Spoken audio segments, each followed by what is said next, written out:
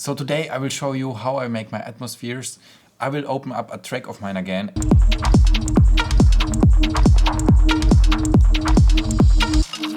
I will show you how I fill up my mid-range space inside my tracks. So there are, I would say, 3 or 4 different type of fills. There are the classic pads, there are the textures, then there are some type of soundscape, and then there is, I would call it, atmospheres.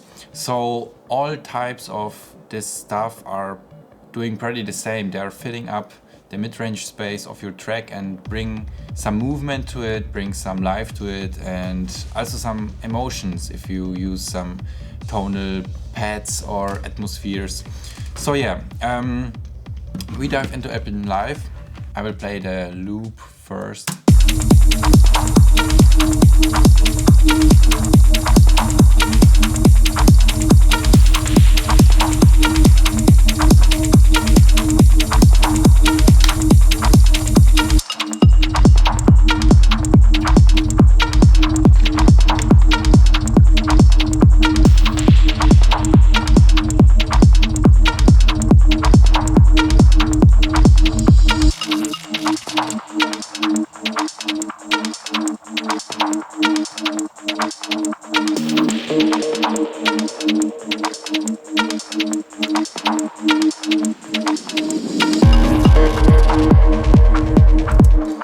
And yeah, you can hear some movement, you can hear some pads going on. So my main pad / atmosphere is the Hive synth.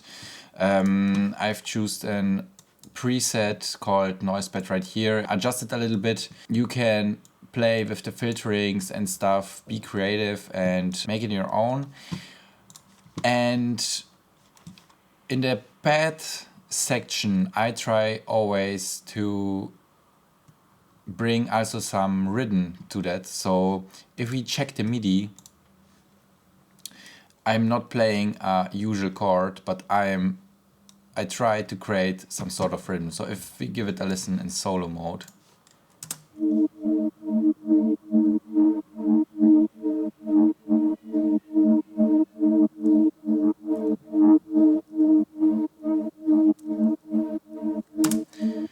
you can hear that there is going a slow rhythm, so it supports the rest of the track.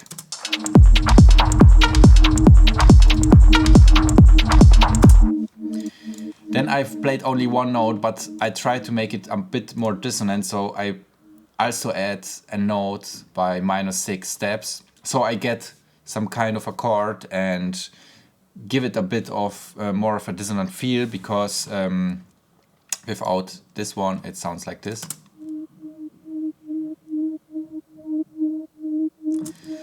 It sounds very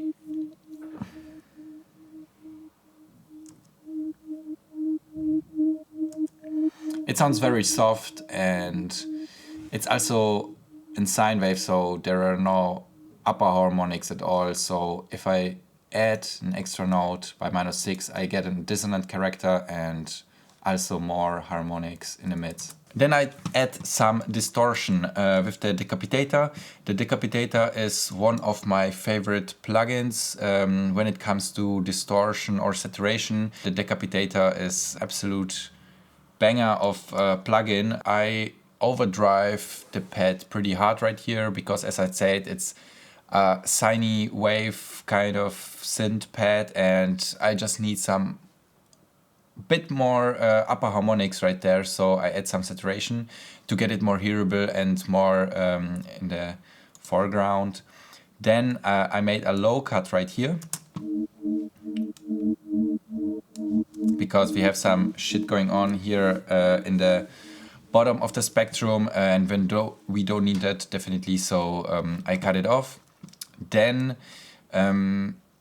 I have a high cut right here, and the high cut is automated during the track, so I open up the filter and close it again, and it changes during the track. It's a very common arrangement move, so it's open right here and closes here again.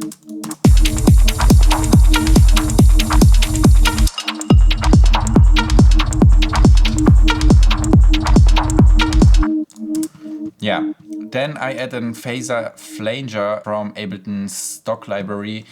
And just to add some movement, I mean, you can go with a phaser, flanger, or whatever. There are also several plugins. You can use also an auto filter with an LFO or something to add some more movement to it.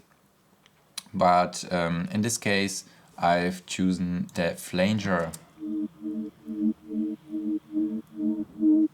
So if I turn it off, it's a very static sound. And if I turn it on again, it gets a little bit of movement. So you definitely want that in your pad or Atmos sound.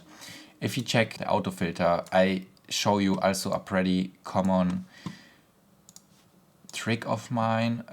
If I take the auto filter and go to the notch mode, I would say,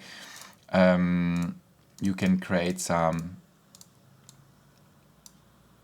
notch filter right here. You can choose between 12 and 24 dB filter.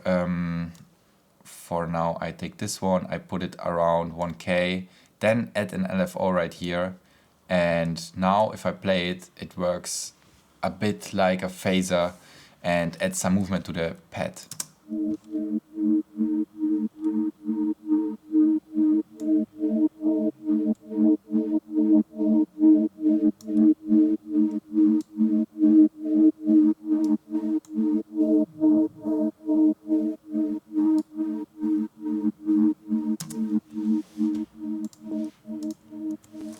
Yeah, but like I said, in this case, I like the flanger more, and I was looking for this type of effect, so I go with this one. After this processing, I have a reverb right here, the FabFilter Pro Air from FabFilter. This one is my go-to reverb plugin. It sounds very nice and it's very precise because I can adjust a lot of parameters like the decay in the spectrum, which I cannot do in a usual reverb.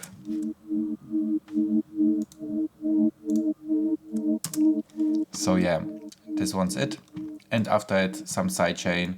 I mean, the sidechain, you can do it with the utility and the shaper right here, as I did, or you can use an usual common compressor and do it on your own way. So yeah, this is pretty it on the Hive.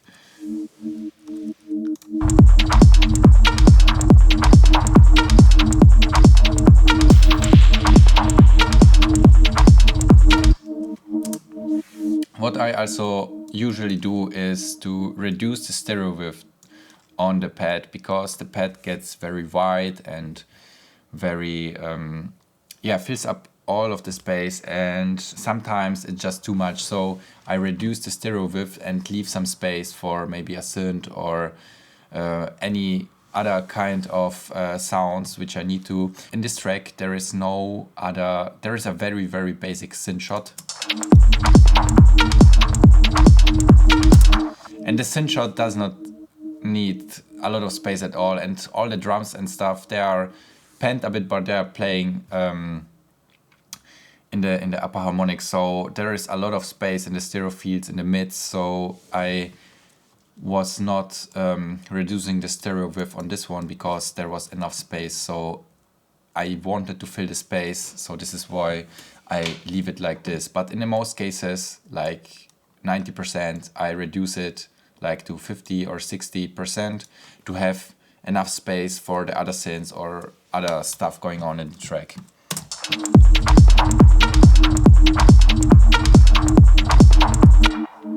You put it also to the background, and you want to be the stereo, the atmosphere to be in the background. Okay, so this is it for today, guys. I hope you enjoyed the video. If you like videos like this, don't forget to subscribe to the YouTube channel so don't miss out any valuable tips in the future. If you have any questions or something, leave them in the comments down below or hit me up on Instagram. And if you like the music I make and you want to have some of the sounds for your own productions, I've created a new website. It's called Amp News, and I'm selling there my own sample packs. There is also a free one, so you can grab this one first if you want to. And I hope to see you in the next video.